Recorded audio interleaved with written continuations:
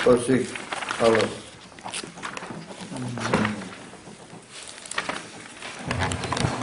Page 268. Indeed, at the bottom, near the bottom. Vayakhel.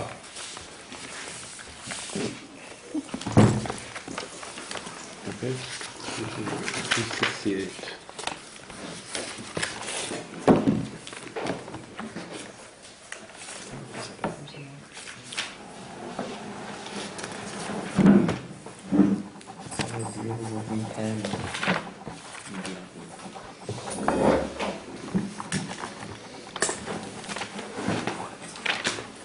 Everybody got it?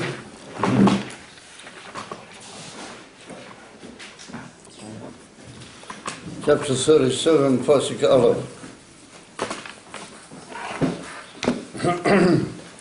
Now, where are we holding here?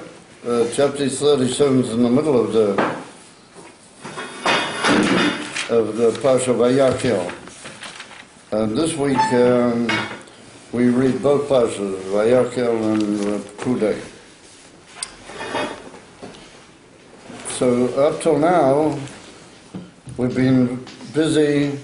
First of all, at the beginning of the Parsha, Moshe Rabbeinu gives gathers all the Giddim together, and he first of all he tells them the whole unit of Shabbos, the keeping of Shabbos, and the use of Malacha on Shabbos, and that's indicatory that the building of the Mishkan doesn't overcome Shabbos. That's to say, even though you're building the Mishkan, which is a tremendous mitzvah, that doesn't push aside the unit of Shabbos. And then Moshe Rabbeinu gets onto the taking from the Yidden all the things they bought for all the trumas that they bought for building the Mishkan. And then after that, he says that the leading person that's going to be in charge of all the malacha, actually doing the work for Puyo, is Bezalel ben Uri ben Chur. He says it in the chapter before this, that the Eibusher has chosen Bezalel to be the leader of all the malachas. And therefore he says, Lamed Hey, Pasuk Lamed, he said, Vayema Moshe el Bnei Yisrael, Ri'u, you should see, Korah Hashem, B'Shem Bezalel, ben Uri ben Chur, Lamate Yehuda. Yeah, Vayamale, Soy Ruach Elokim, B'Chokma, B'Tvuna, B'Das, B'Chol Malacha. Hashem has filled him with wisdom and with knowledge and with everything to enable him to carry out all the malachas of building the Kelim and building the Mishkan B'Klal. And then we're told that Oliyahu ben Achisamach from Matzidan will help, but will be like his deputy. And then we see that gradually they get down to work. And gradually the Mishkan is put up.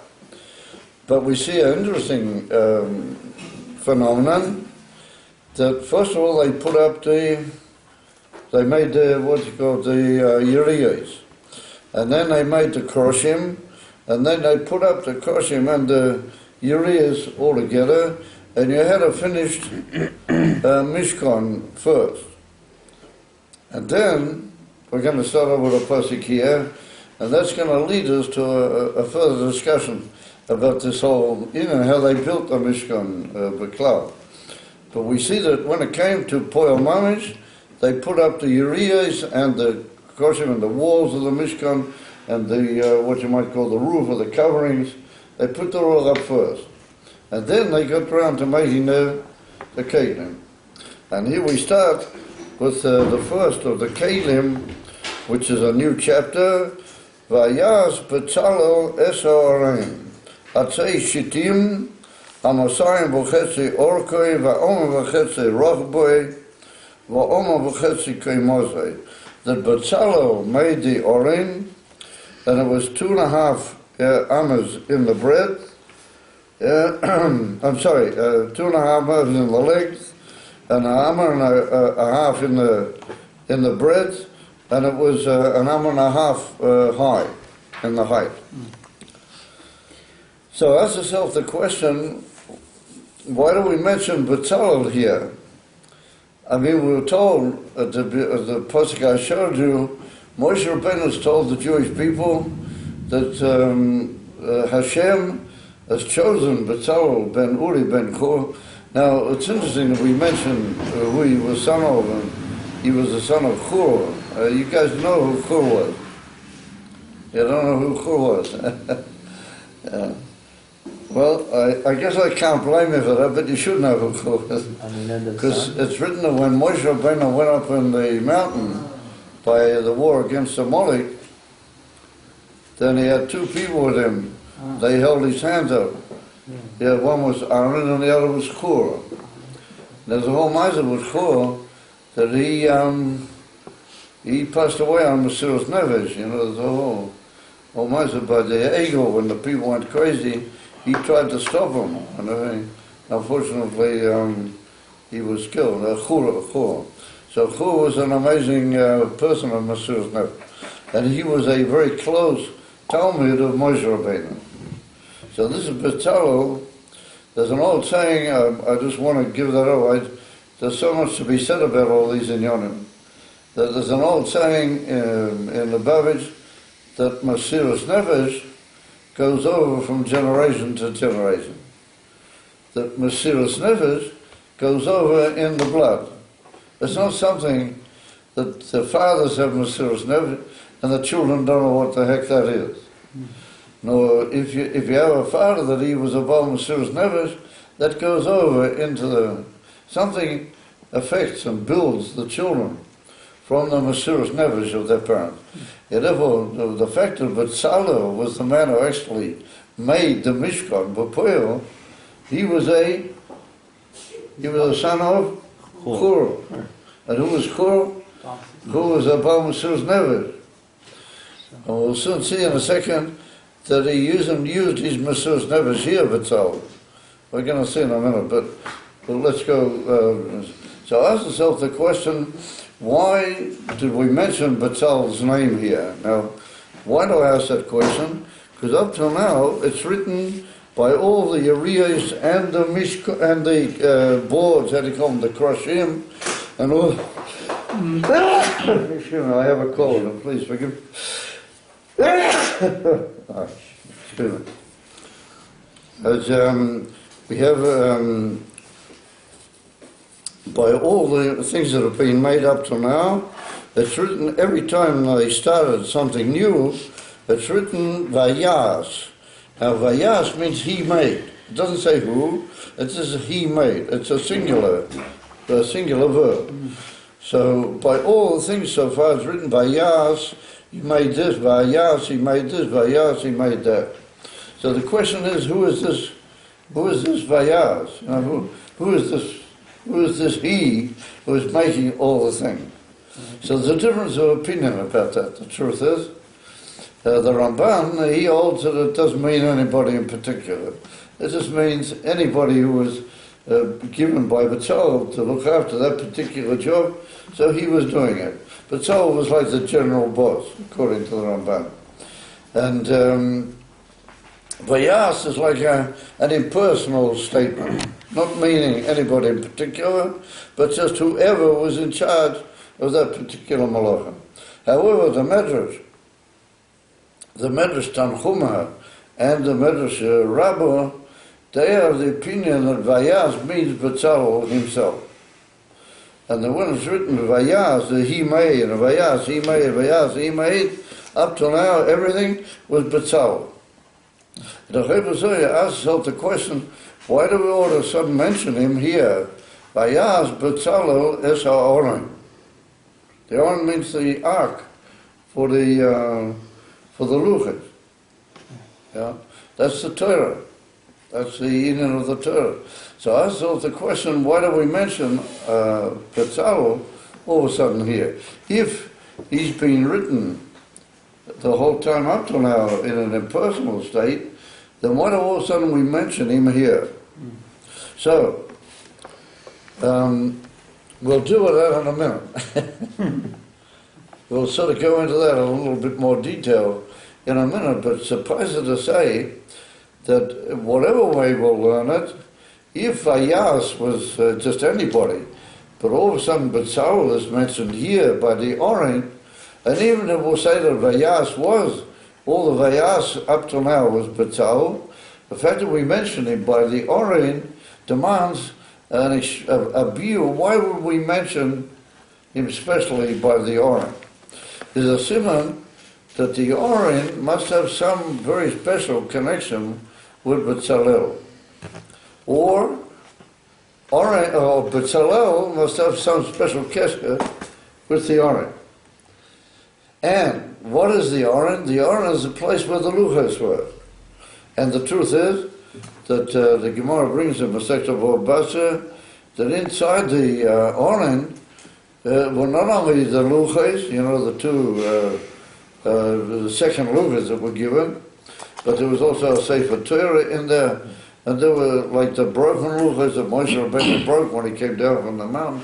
There are quite a few things inside the Oren, but they're all parts of Torah, even the broken luchos. So I could get involved in that. The whole, what are the broken luchos doing in there? What's the significance of the broken luchos? But we'll deal with that another time. So suffice it to say that there must be some essential connection between all these wondrous Torah objects inside the Oren to Betzalel. So ask yourself the question, what was the sort of special connection of how do you call him, Betzalel with the Oren? So I want to first of all start off with a simple explanation of that, which may sound a little bit more than simple, but it's simple.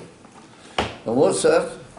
If we say to Vayaz Betzalel es ha'oren, that means that in all simple terms, Betzalel must have paid all the Pirushim. Betzalel must have made a special effort of himself into the Oren. There must be some speciality that he placed of himself when it get to the Oren. Maybe we'll discuss that in a second. And I want to tell you guys that it's well known that the Baal Shem Tov, you heard of the Baal Shem Tov, everybody? Yeah, you've all heard of the Baal Shem Tov. It's well known that the Baal Shem Tov, he could look at any kli, and he could tell who the person was who made the kli, and he could know what that person was thinking when he was making the kli. And he could also know most of what he'd been thinking most of his life. Yeah, when he looked at the kli. And you know the story about the Maggid, the Mezritcher Maggid, who was a Talmud of the Baal Shem Tov. He once came into a room and there was a model of a ship in the room. Somebody made a model of a sailing ship. So the Maggid looked at the model of the sailing ship, and he said, the guy that he made that, the person who made that ship, was missing one eye. Yeah. So yeah, that's in the same. So there was a couple of really up-to-date Talmidim that afterwards they checked out. They tried to find out who made this model, and they checked out and they found that the guy only had one eye. In other words, the Maggid was also able to see what was actually the personage and the personality of that person in the kli that he made. But the Baal Shem Tov was even more than that. The Baal Shem Tov was able to know all that person was thinking when he was making, and even before. He was able to know, what this guy was all about, just from looking at the kli. And it's brought down that he could even tell on a chair or a bench, a safsal, he would take a look at the measure, he would say what sort of person had made that and what he was up to, what he was thinking. Yeah, it was Shas Meiser. And even more than that, there was once a Meiser that brought down from in the Sefer of Rabbi Gafne in Breslau, pikudei, what's it called now? In the pikudei Maran, the Rabbi Gafne brings down there a Meiser. He was an Einiko, as you know. He was an Einiko in the Baal Center, and he brings down there that once a guy picked up a violin, he started playing a violin, and the Baal Center was in the room, or he was in the next room, I'm not sure, and he heard the voice of the violin, yeah, and he said the person who's playing that violin is a Russia, he's an evil person, he shouldn't have anything to do with him. He could tell from the voice of the violin that this guy was playing what sort of guy this was, what he was all up to, and then he could. He once heard a person playing another instrument. I can't remember exactly what that was, and he said from the notes coming out of that instrument, he's able to know that this and this guy was involved in this and this Meiser several years ago. Yeah, so it was quite how do you call it, a cookie sort of a job to be around the Baal Shem Tov. You could never know what he knew about you and how. Just by the way, the Arizal was able to look at everybody's forehead, and he could tell from the forehead all the Averas that they'd done. That's for sure. I mean, I hope they hadn't done any, but if anybody done, the Arizal was able to tell on their forehead. There's a whole story once that, you don't know the story, that once that Rabbi Chaim Vital, the great Talmud of the Arizal, he drank a cup of tea or something, and he forgot to make a beir in the foshes. It's very easy, you sort of get involved, and he forgot to make a beir in the foshes. So later he met with the Arizal, and the Arizal looked at him and he said, listen, you have to be more careful with your brachas. So he said, oh yeah. So he said, yeah, when you drank your last drinking, you didn't make a beir on the foshes. Yeah. So the Rabbi Chaim Vital was completely dumbfounded, And he said, how do you know that? And he said, I see it on your forehead. There's a mark on your forehead that you didn't make a beir on the foshes. Yeah, that's well known. That's the tzaddikim. That's why once upon a time, nowadays, if the Rebbe comes out, everybody wants to see the Rebbe, or what's around. Everybody's pleased that the Rebbe looks at him, Once upon a time, it used to be the opposite.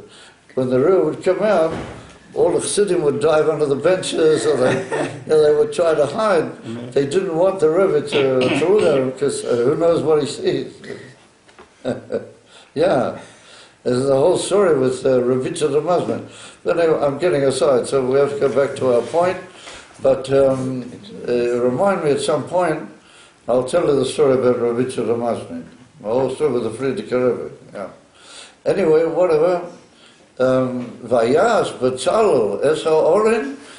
Betzalel put himself into the oren in a very special way, different than what he did all the other kelim. And from which, why? The oren is Torah. And Betzalel was a person that his whole living being was only Torah.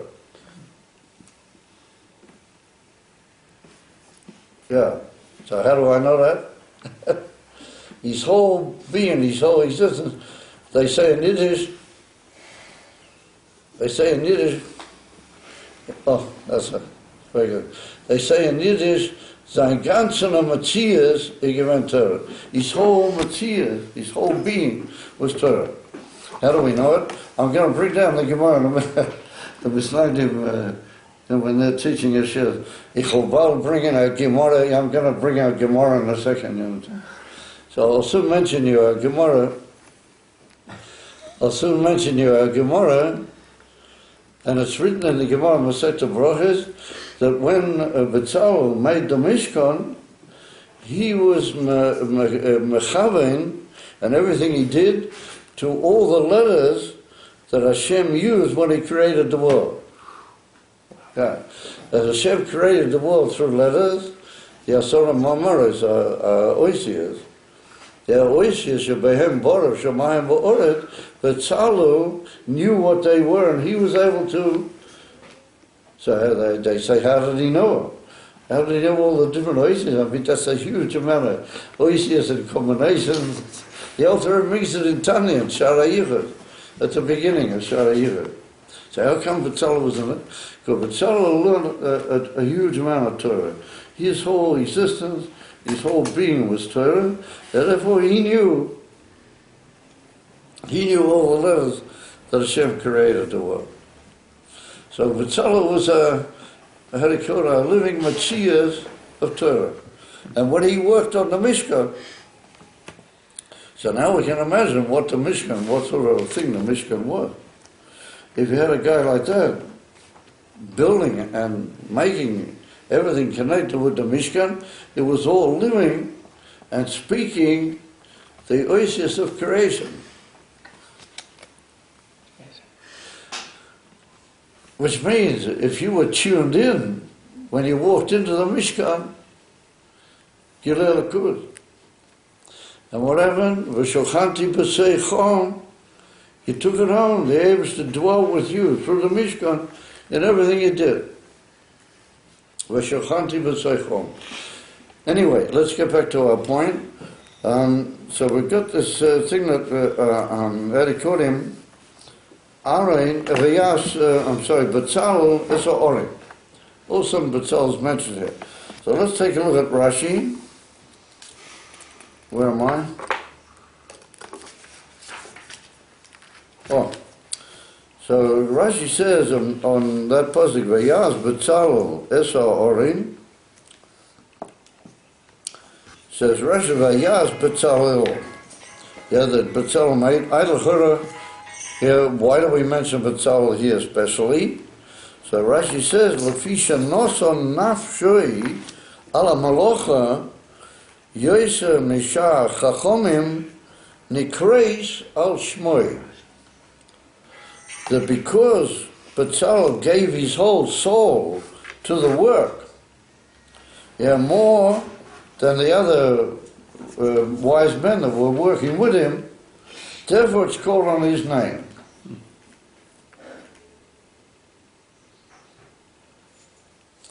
So what does that mean?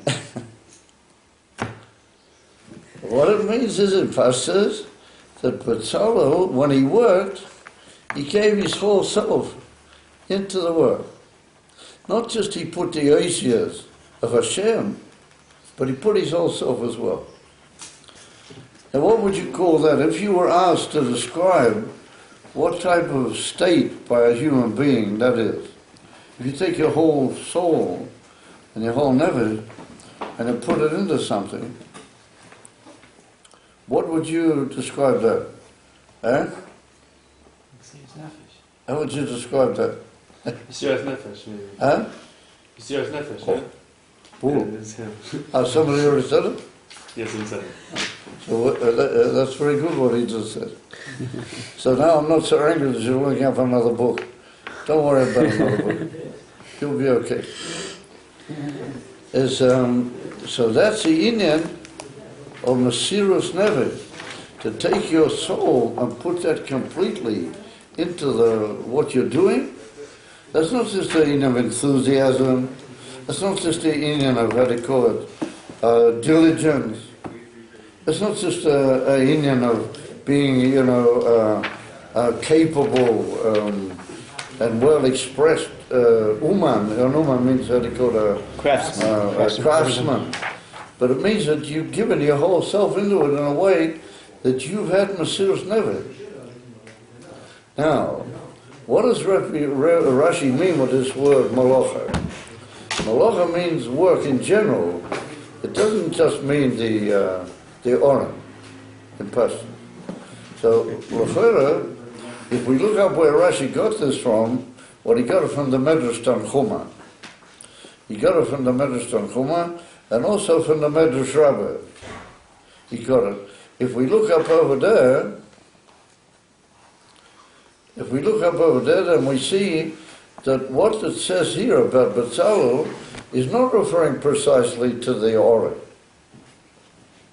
It's referring to all the Malacha.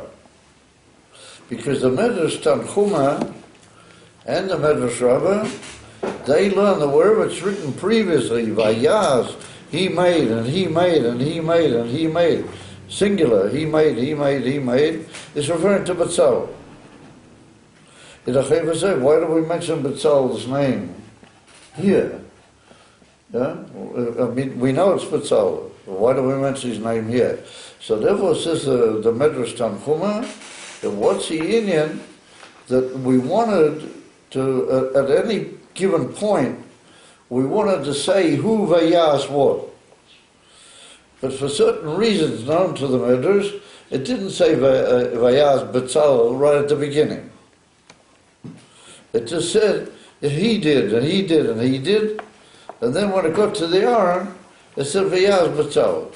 And so what did it mean by that? It meant to be what we call Mefarsim. Mefarsim means to publicize that everything that was done so far was done principally by Betzalel. Now if you think about that, that's a pretty impossible type of formula, that Betzalel would do everything. He just made the whole caboodle. He made all the Urias and all the crossing and everything. Elamai, Betzalel was like the general foreman. He was like the general in charge person of all the malachas. And therefore it's written Vayas that he did it.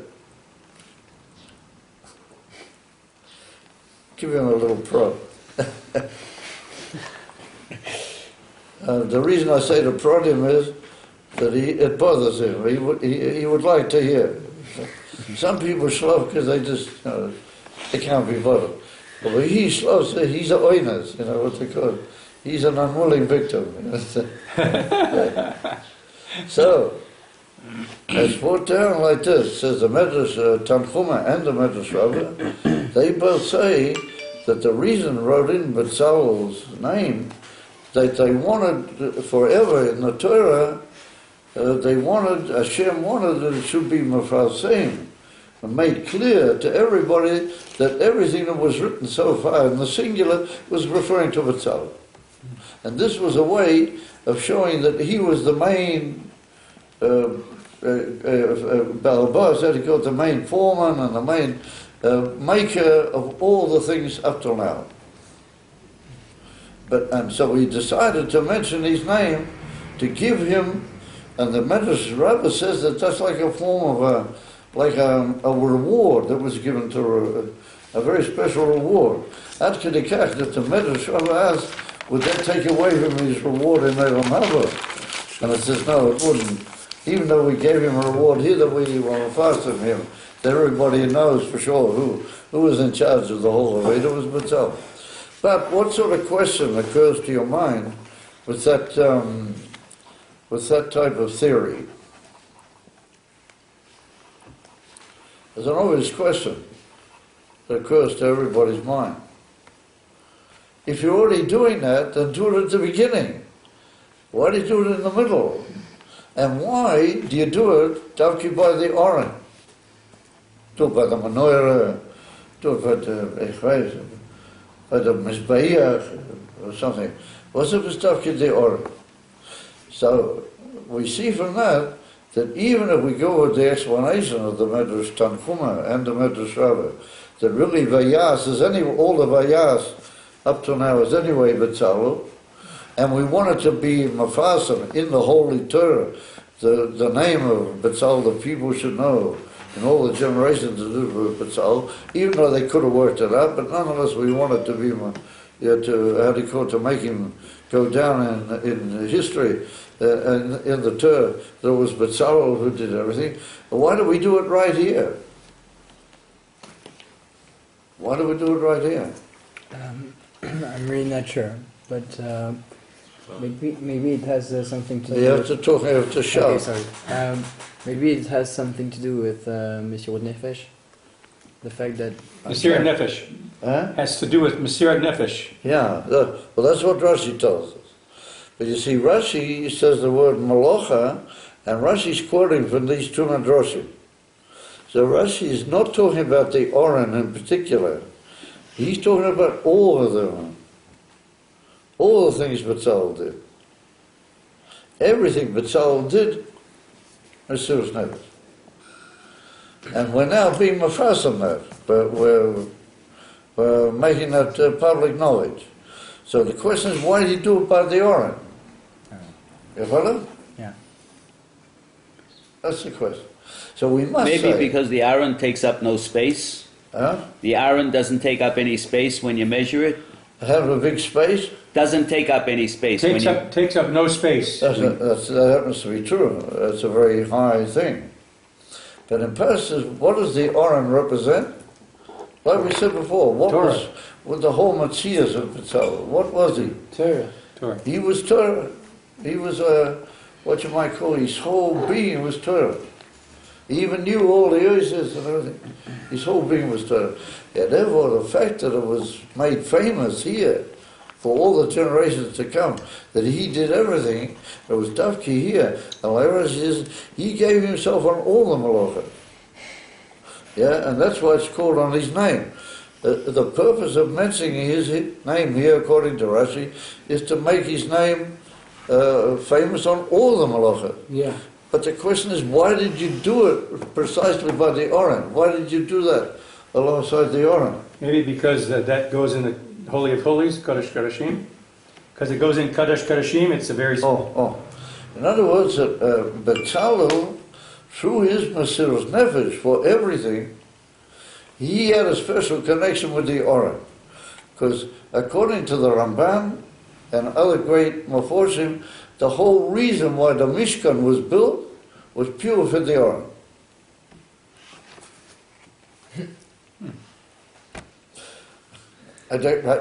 What did you need a Mishkan for? The Eibusher can dwell in the Jewish people even without a Mishkan. I mean, Hashem wants to dwell in us, he can dwell in us. No, it's a problem for Hashem to dwell with inside Levi. Yeah? It does. No problem at all. He can dwell inside Levi, and it's great. What did he need a Mishkan for? So therefore the Ramban says that we wanted to make permanent by the Jewish people Matan Torah. We didn't want to lose that unbelievable moment of Matan Torah. And what was Matan Torah? Hashem gave the Torah. And how did he give the Torah? He gave the Torah through the Luchos. That was the Ikar of Matan Torah. And therefore what they did was they built the Mishkan, which was a traveling Matan Torah. It was movable, it was able to move around, and they took Matan Torah all through the Midbar. And the Alter Rebbe says in Likutei Torah, that was to kill off all the clippers. And the Alter Rebbe says in Pasha Nosai, that if they hadn't gone around in the desert with the Mishkan, we wouldn't be able to have Mashiach. Mashiach wouldn't be able to come. That by taking the Oren and moving to different parts of the Midbar, what the Midbar is indicatory of the union of the clippers. The Midbar, nothing grows, nothing's productive in the Midbar. The whole union of Kedusha is productivity. You want to have to do with Kedusha, you got to be productive. You got to produce fruits. The Rebbe says that if you know Aleph, you have to teach somebody else Aleph. Like you didn't know Beis yet, but you already know Aleph, you have to teach somebody else Aleph. Yeah. You put on tefillin, good for you, man. You got to go out in the street and make sure another person puts on. That's the Rebbe. That's the Ina for Kedusha's productivity. Yeah. So the Ramban says that they took the Mishkan all through the Midbar, which is not productivity. The Ina of the Midbar is the Heper of productivity, and therefore the Midbar is the clippers. The Midbar is the clippers. Anybody got a tissue maybe? The mitzvah is the clippers. And therefore, by taking the Mishkan all over, they were mavatal the clippers in a way that made it possible for what the Rambam finishes, the whole story about Mashiach, that it will be Mola Ha'oretz Deya, that the whole world will be full of knowledge of Hashem. That wouldn't have been possible had it not been for the traveling of the Mishkan and the Midbar. From which, because the Mishkan was a reliving of Matan Torah. The whole building of the Mishkan was only to keep the Aron. That was the Ikar part of it. Like they also offered Korbanos, and the Korbanos add to the Kedusha of the Mishkan. However, the Rambam says differently. The Rambam says that the whole reason why the Mishkan was only to offer Korbanos. That you can't offer Korbanos unless you have a holy place. Well, the Orin turned the Mishkan into a holy place. That made it possible to offer Korbanos. That's how the Rambam says. But the Ramban says no. He says the Korbanos were only to help the Kedusha that we should be able to hold the Orin. In other words, it's like the whole Indian of the Mishkan was a reliving of Matan Torah. It comes if he said that the whole Mishkan was built purely for the Orin. So therefore some people say that since the whole Mishkan was built purely for the Orin, and Betzalel was a person of Torah, and his whole Matthias, Mamish was Torah, therefore if we wanted to say that he did everything with Mesiras Nefesh, we chose to do it by the Orin. We chose to make that public knowledge that he was in charge of everything, and he had, according to Rashi, Mesiras Nefesh for everything. We did that by the Torah to indicate that Betzalel, even though he was a general Mesiras Nefesh, Dikemensch, he had a very special connection with Torah. And he saw the Mishkan as the whole inyan of the Torah. And therefore, that was his whole inyan, and therefore we want to make public knowledge his Mesiras Nefesh. We did it through the Orin. We did it in connection with and through the Orin. But what it comes out is that Betzalel, I want to make a point now, what it comes out, that Betzalel had Mesiras Nefesh. Chur, his father, he had Mesiras Nefesh Kipshutei. He gave away his life for the sake of Hashem. Betzalel was his son. Betzalel gave away his whole life also for the sake of Hashem. But he did it in a slightly different way. His whole life was completely, like Rashi says, nosen nafshoy. That's a very unusual expression. You can say all sorts of expressions to say somebody was enthusiastic, he was devoted, Nosen nafshoy, ala malocha. Gave himself away completely. Mesiras Nefesh kipshuta. Now, I want to get to Mesiras Nefesh from another point of view. And Mesiras Nefesh is the central theme of something we just lived through, all of us together. Someone said Purim. Who said this? Purim. You said Purim? Good for you, my boy. Yeah, we all lived through Purim. The central nakuda of Purim is Mesiras Nefesh. The Alter Rebbe said that for almost a whole year, the Yidden were sure that they're going to be killed. Positive, clear. They're all going to be wiped out. The Yidden. And after it became, not one of them even thought for a moment that he would do anything else except Mesiras Nefesh. That's pretty amazing. It's not only amazing, it's mind-boggling. And everybody asks the question, how did the Alter Rebbe know that? You have to give. So what's the answer? Because he was the Alter Rebbe. Because he was the Alter Rebbe, that's how he knew it. You know the story, there was once a guy in Yechidas with the Rebbe, and the Rebbe just came out with a new Indian, like a new mitzvah or something like that. So this person says to the Rebbe, by the way, what is what is the mark here for this idea of, presenting the thing like this and that, like you did butter for bring? What's the source, in the great sources for this inyan? So the Rebbe didn't answer him for a minute. The Rebbe just remained sort of quiet for a second. And so he sort of, looked at the Rebbe to say, no, what is your reply, So the Rebbe said, "Was hat eigentlich, ich bin der Moche." The Rebbe said, "What does it bother you if I'm the Moche?" The market? He gets very hard. The source. It's very hard to get a laugh out of these guys, They're very serious Talmidim. But anyway, that's what the Rebbe said. I remember Kuntayza Betzalel, he was the Moche, you understand? He was the Moche. I remember what I want to get down to now is that there's some sort of hint here to Purim and to Mesiras Nefesh. Nosen Nafshoi. Now, in order to understand that, we saw in the beginning of the class that there was an order, the way they made the Mishkan here in Pasha Vayakhel. It's reported how they actually did it, and we see how they actually did it. They made first of all, the coverings and then the walls, and they made, first of all, the Mishkan itself, and then they started making the cake. Does anybody know that there was really a difference of opinion about that? There was a difference of opinion about that between Moshe and Betzalel. Yeah. Just like by Yidden in general, there's always a difference of opinion. There's a difference of opinion even about that.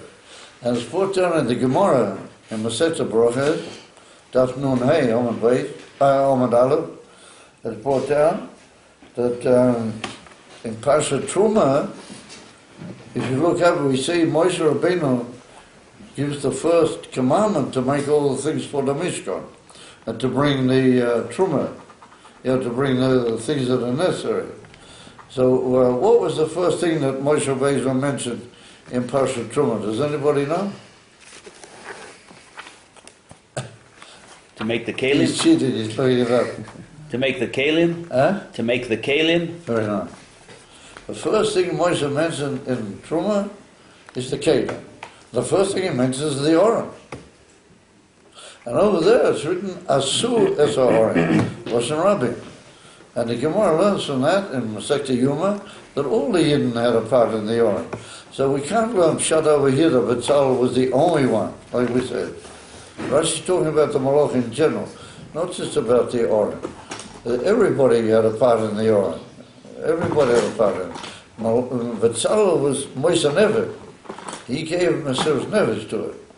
So, comes along Moshe Rabbeinu, he says to Betzalel, we're going to go now and make the Mishkan. He says, make me the Oren and the Menorah and the thing, and then let's get round to the Mishkan. So Betzalel says to Moshe Rabbeinu, he says, Rabbeinu Moshe, he says, if I make the Oren, and I haven't yet made the Mishkan, where am I going to put the Oren? To make the Mishkan is going to take a bit of time. It's going to take more than one day, isn't it?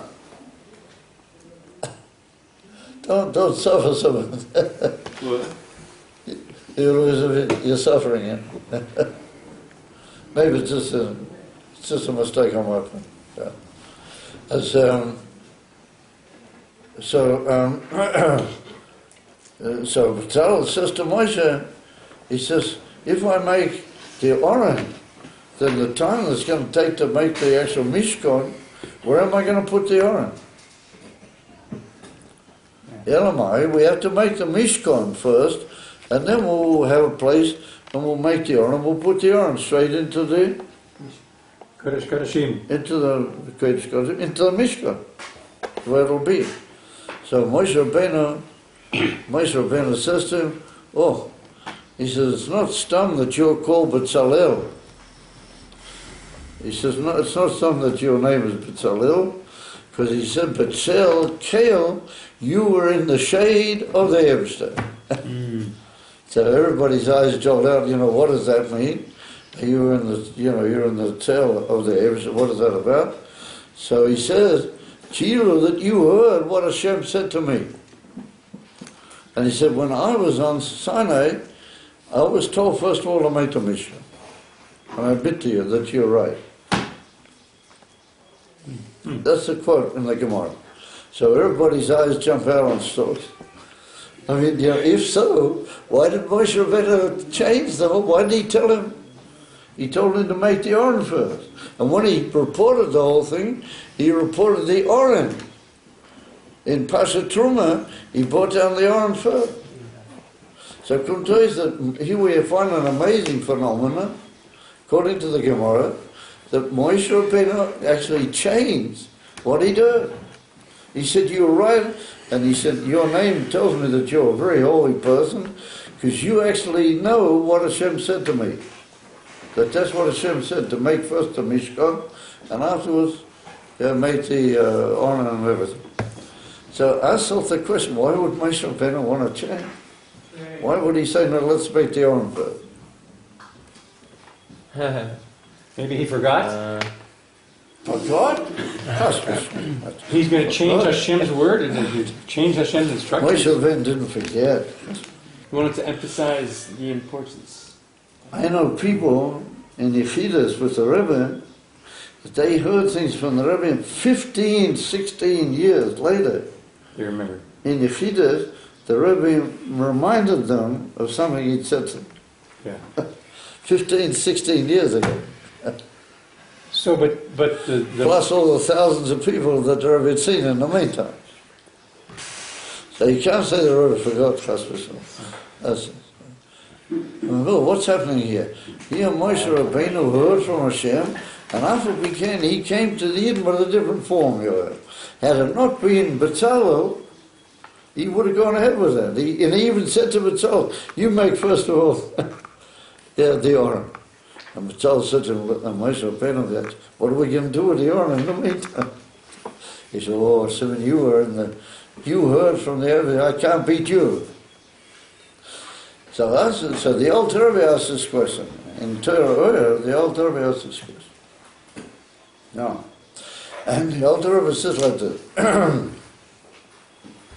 I'm going to mention it very briefly. It's complicated, but just very, very briefly. The old Rebbe says like this, that there's two, as it were, features of the Mishkan. The coverings and the walls, they represent what we call makifim, divine emanations which are transcendent to the world and its creation. And he called soivev kolomi, makifim. In that gufa, the madrigas.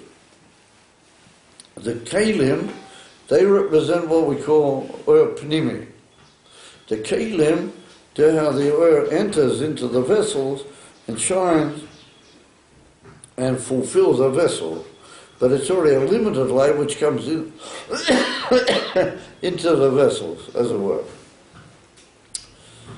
So the kalim then are pnimi, and the mishkan, the urias and the walls, they're what we call maki, or maki. So when Hashem made the world, it's written, Bereshit Bora, Hashem Esa Shomayim Vesa Oret. What is Shomayim? Shomayim are makifim, Shomayim are above the world. And Oretz is already there. The world, the limited light which is shining into the vessel. So first of all, Hashem made the makifim, and then he made the...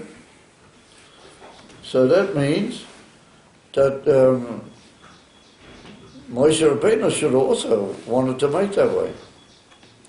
First of all, the makifim, and then he comes to the panimim. You follow? Now, why did Moshe Rabbeinu say, no, I want to have the Torah first? Moshe Rabbeinu, what was Moshe Rabbeinu? What was he? Torah. He was Torah. Moshe Rabbeinu's whole life was Kabbalah HaTorah, not just Torah. But Moshe Rabbeinu was the Makabel HaTorah. The Mishnah in Pirkei Avos, when it wants to tell us the whole way the Torah went into the world, and the whole way the Torah came into existence, how is it written? Moshe Kibel Torah Misina. We could talk for hours about that. We could can have a big bottle of mashki here or something for breakfast. Why is it written Moshe Kibel Torah? You follow? Yeah, that was Moshe Rabbeinu. Moshe Rabbeinu's whole thing was he received the Torah. And what would you could have maybe done? Moshe Rabbeinu was way up on the mountain. Nobody could see him up there. Nobody knew what was going on. So Moshe Rabbeinu could have said, oh, David has given me the Torah. Oh, that's great. He put the whole Torah into his cloak. That's it, you know. I got the Torah. They want the Torah. Let them work hard, you know. But what did Moshe Rabbeinu do? He came down and he gave over the Torah exactly as he got it. Masaruha leYehoshua. Masaruha means he gave it over the way he got it. And the Gemara says in Masechta Nedarim that is a very genuine case of the first genuine generosity in human history. Moshe Rabbeinu could have said that. The whole Torah, everything, all the Kabbalah and all the Ma'aseh Merkava and all the Inonim, I have to give it over. I keep some for myself. Yeah, I got it. Moshe Rabbeinu gave over the whole Torah to everybody, pink like it was in its whole perfection. Which means there's nothing stopping you, you understand? There's nothing standing in your way. All you got to do is to show that you want, and you get to the whole Torah. You want? Because Moshe Rabbeinu gave. As he came, Moshe Rabbeinu's whole existence is the receiving of the Torah and the giving of the Torah to everybody. What is the Torah? The Torah is Or Pnimi. The Torah Tavki is something that comes inside you. If you don't really absorb the Torah into yourself, and you don't understand the Torah, particularly Torah Shebaal Peh, then you haven't really learned it. The whole Torah has to enter your life and become part of you. You have to understand it and appreciate it and see how it's lit up your whole existence and everything. Then it's a shayla that you've learned to have a connection with Torah. So Moshe Rabbeinu saw that the whole ikar of the creation was Torah. And he said, first of all, we have to have Torah. Then we can make the makif. If you want to get up into what you might call the higher Indians of the Etzem HaNefesh, yeah, like Chai Yechida, which are the makivim, even into Mesilas Nefesh, first of all you got to have Torah.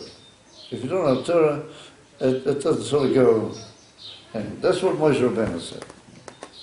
I remember Moshe Rabbeinu said, you know what, even though Hashem told me otherwise, but we'll make Torah first. That's the first. That's my whole Indian. First thing we're going to make Torah, then we'll come to the makivim. So B'Tzalel said to him, you have to, first of all, the makifim, then you can learn Torah.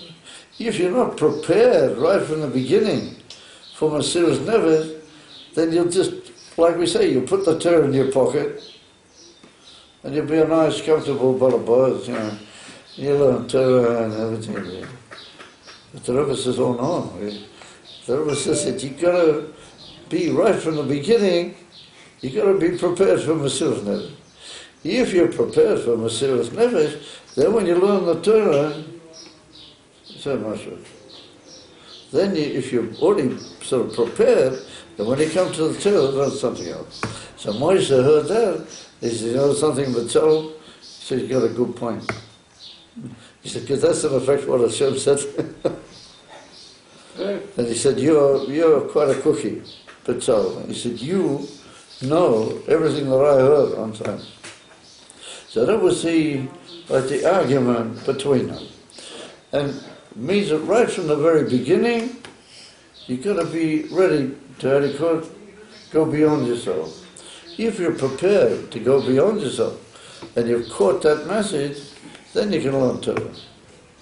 But that you haven't sort of caught the general message and the general concept, that you've got to be ready to be higher than yourself and beyond yourself and to have Mesilas Nefesh, then you can't really learn the Torah. That's what Hashem said. Moshe Rabbeinu didn't quite want to go that way, but he admitted that he'd been corrected. Up to here is the whole, how do you call it? The whole Ganze Megillah. argument or discussion between Moshe Rabbeinu and Betzalel is put down in the Gemara. So maybe we just leave it at that. What's the connection to Purim? But I got another problem. Ah, I got another Indian that I want to tell you, and then we'll size it up. Says, you ever heard of the Medrash Rabbah? Apart from the Gemara, there's a Medrash Rabbah. Does anybody know what's the difference between the Gemara and the Medrash Rabbah? The Gemara is Be'ikar, is drawn up in Bova. Chutzlah, in Bova. The Medrash Rabbah was Be'ikar drawn up where? Eretz Yisrael. Most of the Chachamim who are mentioned in the Medrash Rabbah are from Eretz Yisrael. Wasn't Rabbah living in Babel though? Rabbah himself. Rabbah? Yeah, he was in Eretz Yisrael. Yeah, no. Rabbah was in Bova. Yeah. Yeah. So was Rava. There's Rava and there's Rabbah. They were both of them in Bova. It's very likely to say that they came on visits to Eretz Yisrael. Yeah. There are certain things that we find that they said when they were in Eretz Yisrael. Over Be'ikar, they were from Bova. Yeah. You follow? Yeah. Rabbi Yochanan, he was the Rosh Yeshiva in Eretz Yisrael. He's mentioned in the Medrash Rabbah. And a lot of other Tanoim V'Amoraim, but they're all from Eretz Yisrael. Now, in the Medrash Rabbah reports the argument between Betzalel and Moshe Rabbeinu, exactly the opposite. It's like I said, wherever you meet two Yidden, you got opposite opinions. 3 opinions. 3 opinions. The Rebbe says 3 opinions. In other words, the Gemara said that Moshe Rabbeinu wanted to first of all make the Oren, and Betzalel said, no, wait a minute, we're going to make the Mishkan. Yeah? In the Medrash Rabbah, it's written, B'divrei Hafuch. Mamish Hafuch. In the Medrash Rabbah, it's written that Moshe Rabbeinu came along and he said to Betzalel, no, we're going to start making the Mishkan. And he said, we have to make the roofs and the walls and everything first. That's what Moshe Rabbeinu. And Betzalel says to him, he says, Moshe, that's not covered of the Torah. To do something else before the Torah, that's not covered for the Torah. Covered for the Torah is that you make the Torah first. What's the Torah? The Oren, the Luchot, that you make first. That's what Betzalel said. This is exactly the opposite. And the amazing thing is that few are the Meforshim who get onto this point that this is the opposite of the Gemara. But I found one of them in the Medrash Rabbah. It's called the Chidushi Radal. And the Radal, he was a Talmud of the Tzemach Tzedek. Yeah. He was a person that had Shaykh in Lubavitch. He was a very great Talmud Chacham, unbelievable Gaon, and he was a Talmud of the Tzemach Tzedek. Yeah. That's just by the way. He says that l'chor Medrash zeh cholech al Gemara Shalana. That's what he writes.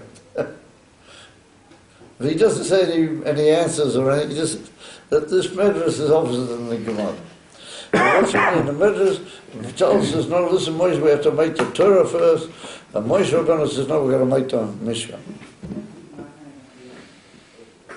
That's the opposite of what the Gemara says.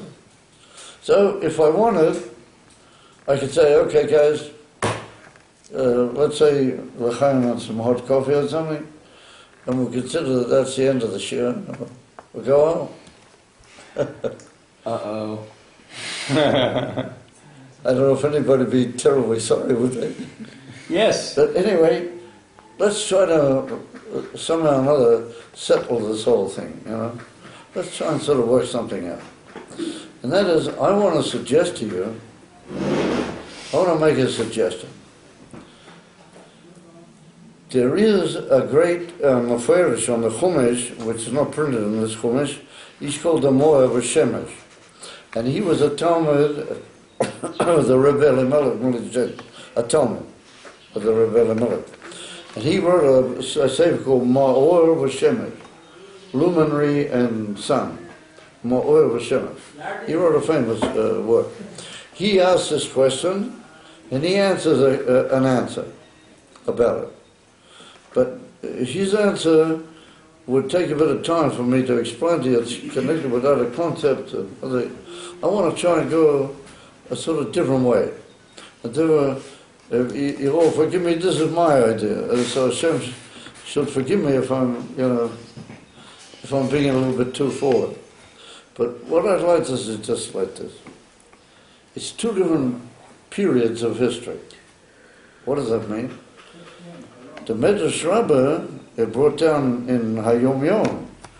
The Rebbe brings B'Shem the Friedrich Rebbe that the Medrash Rabbah is closer to Pnimis HaTorah than the Gemara.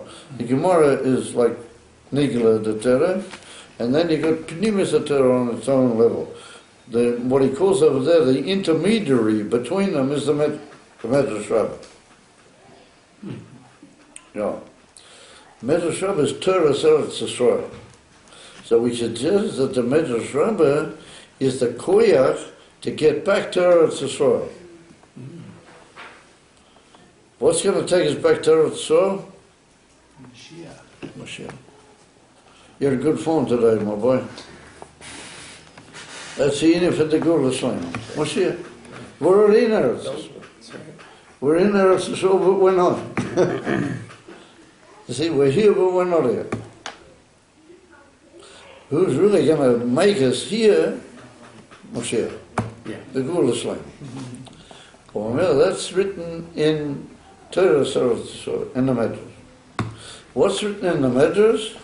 It's written Moshe Rabbeinu himself says what he heard from Hashem without any, sort of hiding things, going for something else. Moshe Rabbeinu says directly, first of all, Uriah, and then afterwards, Caleb. But Saul, he says, wait a minute, Moshe, that's not the cover of the Torah, what's it? To make the Torah. In the Gemara, it's the other way around. Yeah? So what I would like to tell you is like this. That the Gemara is the Torah of Yidden, how they're going to have to live and face the terrible challenges that are called everything. They're going to be in the long and terrible suffering of the separation from Eretz HaKodesh and everything. But remember, first and foremost, what does Moshe Rabbeinu say? You've got to have Torah. You've got to give yourself over to Torah. And you've got to, nice and nafshe, ala Torah. That's got to be first. Then you can go up into all the higher inyanim. But you have to have, first of all, your connection with Torah.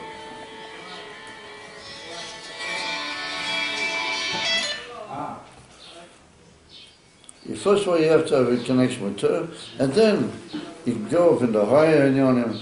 So Yidden all throughout the Golas, they were most an evidence for Yiddishkeit.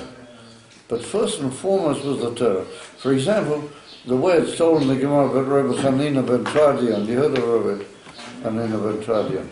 He was one of the Asura Harugei Malchus. And he gave away his life for teaching Torah of the Rabbi.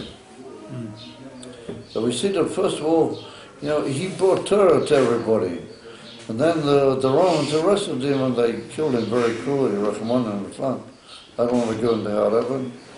Afterwards, Mesiras Nefesh. But first of all, Torah. And afterwards, Mesiras Nefesh. That's the Seder Hadith Mitzvah Talmud Bavli. I'm only just making a very brief point. I could develop on that and maybe we could talk about it a lot, but just, let's say, that's the Medrash Rabbah says that Moshe Rabbeinu says directly, you've got to first of all have the Makifim, and then you get to the Torah. So who's Moshe Rabbeinu? The Rebbe. Moshe Rabbeinu is the Rebbe. What does the Rebbe say now?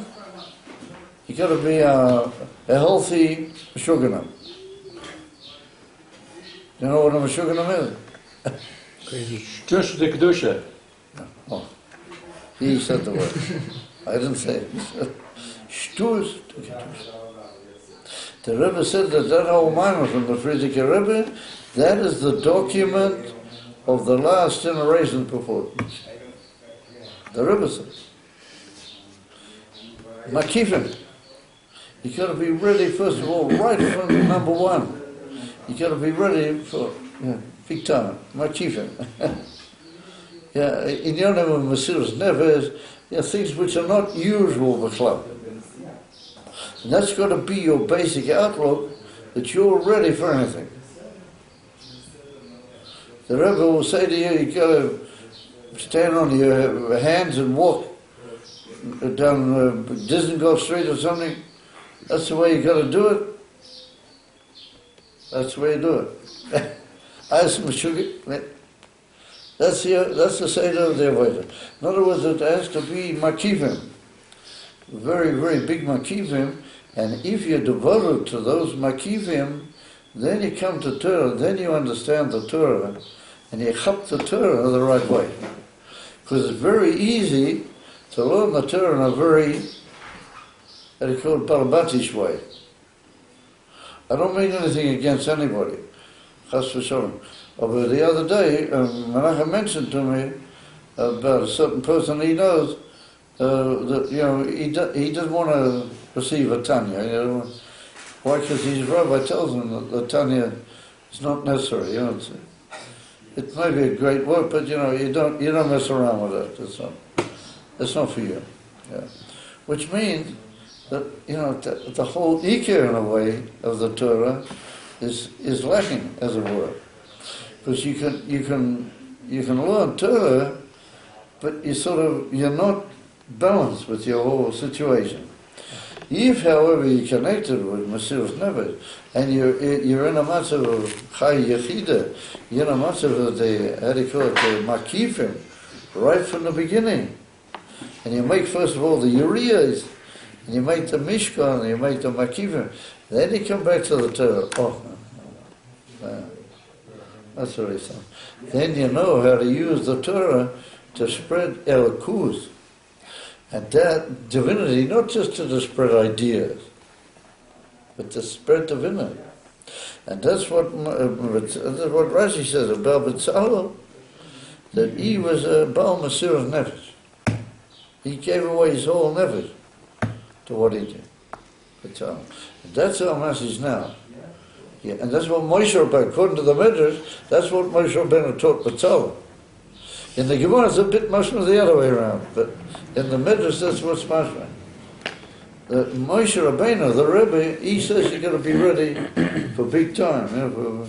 You got to be ready and committed to being shtus, the kedusha, adequate, healthy crackers, but healthy. What you say? You follow?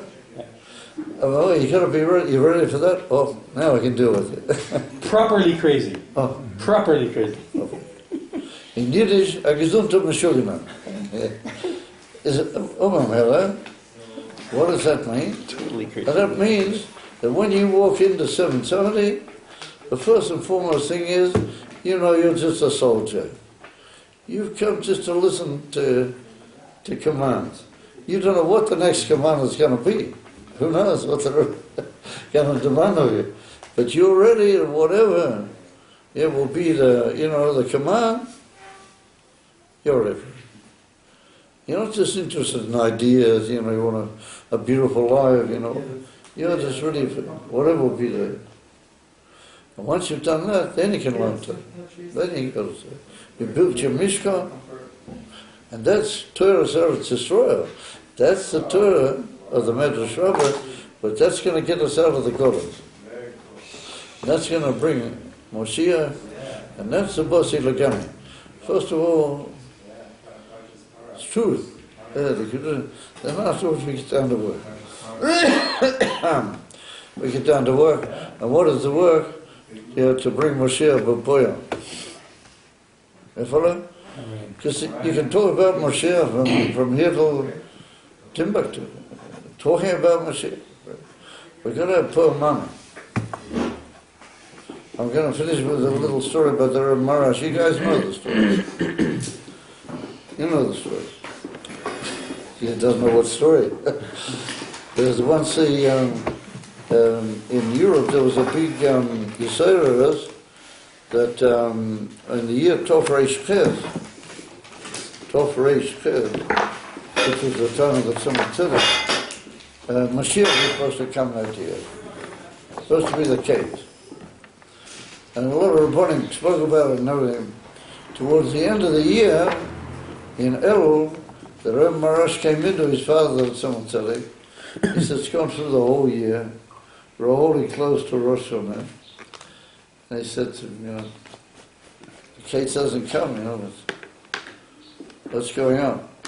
So the Tzemach Tzedek said, but listen, he said, in this year, we printed for the first time the Likutei Torah. The Alter Rebbe's Likutei Torah was printed for the first time. So we printed the Likutei Torah. It also had Ha'oros from the Tzemach Tzedek in it.